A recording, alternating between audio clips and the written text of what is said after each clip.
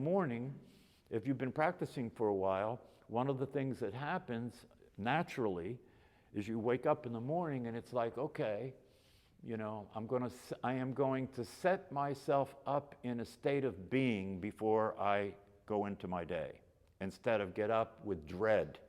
The state of mind that people wake up in is dread, right? Oh shit, another day. I can't wait until the night comes, so I'm done.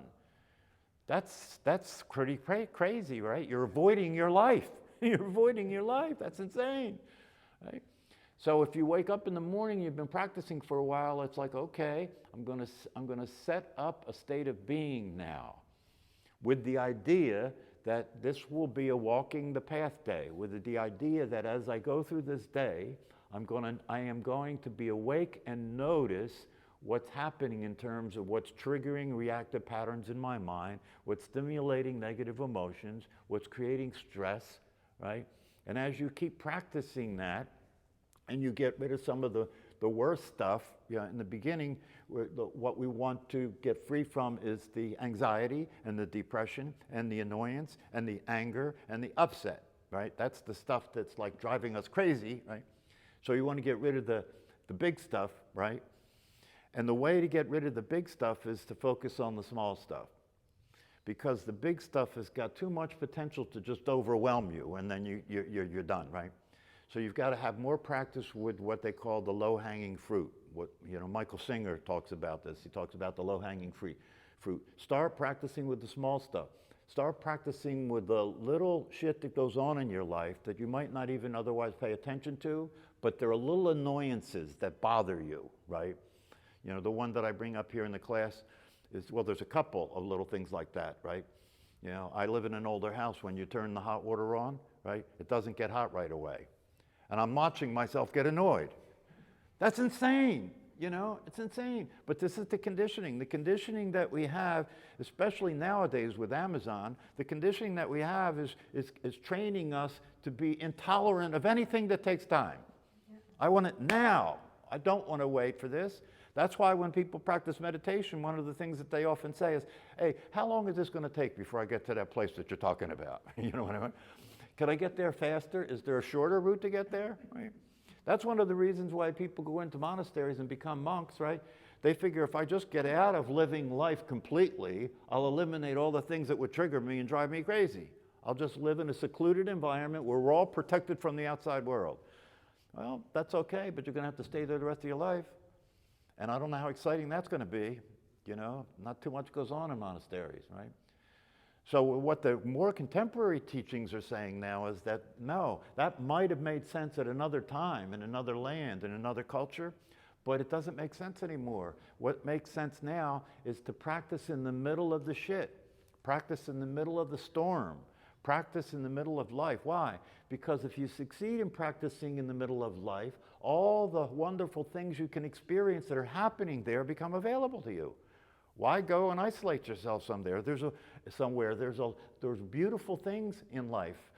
And you know, one of the things that happens when you're practicing these practices and these teachings and walking the path is that on the one hand, you're practicing getting free from being upset, getting free from being stressed, getting free from getting caught up in thought patterns and behaviors that are dysfunctional. You're practicing that. But on the other hand, and we don't talk about this that much, but it's true, you're also practicing being awake, alert, and alive, so you notice the beauty and the wonder of life that goes unseen when you're busy being upset. So you wake up in the morning, you know, one of the things that I've noticed at this time of the year, if I wake up and I'm going out to my car and I hear geese, right? I love that sound, right? And I stop and just stand there and watch. This is amazing, and you see these hundreds of birds flying in unison the way they are, right?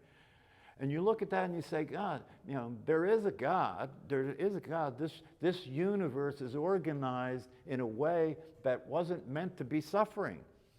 It wasn't meant to be suffering, but the reason it's suffering is because human beings get stuck in a process of maturity, get stuck in a process of evolution, and they think that it's over. You think that once you know you're a personality and you have a physical body and you've gone to grammar school and high school or college, you're done. You know what's true and what's not true, right? You know what reality is, you know who you are, and now the game's being played, right?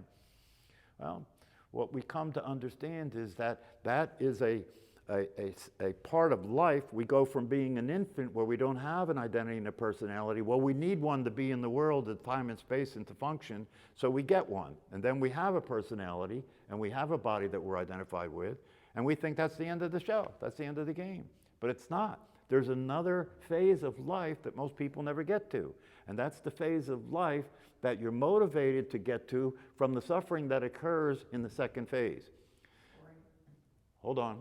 So in the second phase, you get uncomfortable, right? Because you're not being what you really are, and you're not able to function in a relationship with life that works. So you get uncomfortable, you start suffering, right? You start going through the things that people go through, and they think the solution to that is just keep getting enough money and get more things, you know, and then you'll be okay someday. Well, that doesn't work, and then you get depressed, right? So the suffering that goes on in that part of life is really part of the design to push you to the next level, to push you to the next level, to get you to ask questions like, is this all there is? Is there more? Am I missing something here? You know, it seems like most human beings are suffering just like I am. Maybe we're all missing something here. So you start to look around, you become a seeker. You start looking around to see if there's something that you're missing. And then if you come across these teachings and practices and you hear it, it's like, oh, that seems to make sense. If I listen to that and I use that to understand what's going on right now, it makes sense. And so maybe I should start to do these practices and study these teachings. And then when you do that and you start to come out of the identification with the personality and the physical body, and then you start to wake up and realize the third part of life, which is a reawakening to what the infant knew. You know, reawakening to being as innocent and as full of wonder as a newborn infant, right? But now you've learned how to play the game of being an adult and function. So now you have the best of both worlds. You have the innocence, you have the ability to play the game, but you know it's a game. And you know you shouldn't put all your eggs in that basket because that doesn't work. You have to stay innocent now and keep paying attention to gradually bring yourself out so you can come to the next phase, which is living life awake, right? And being able to experience life as a wonderful experience, as an experience that you can enjoy, as an experience that you can live fully in the identity that's real, that you really are. So when the end of that process comes, the conclusion of that activity comes, which is called death, right? That it's no longer something that's threatening and scary, because you can't fully see. Part of the realization and part of what has to get understood and realized and experienced is that a human life is designed to be limited. It's designed to be limited, you know? Animals know this. Well, they don't know it as an intellectual thing, but when it comes time for an animal to die, they lay down and die. They don't have any problem. You know, one of the things that David Radin talked about, I think in that interview, was one of his dogs died, you know? And he said that it was in the middle of the night, and the dog was a 10-year-old poodle, but he was very close to this dog, and he had her two puppies, you know, also. But in the middle of the night, he noticed that she was standing very rigidly, and he went over and went to feel her, and her whole body was like totally rigid, right? So he went to the bathroom. He had to go to the bathroom, went to the bathroom, and then he was going to come back and deal with this. In the meantime, the dog goes down the steps. He don't know how the dog walked down the steps in the rigidity that it was in. Walked down the steps, went out the doggy door, into the garden, and lay down in the garden.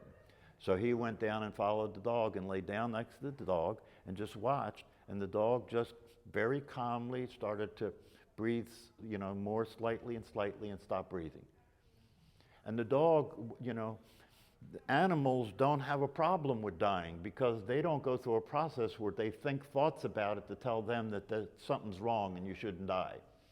It takes a human being to have a tragic death. Animals don't do that.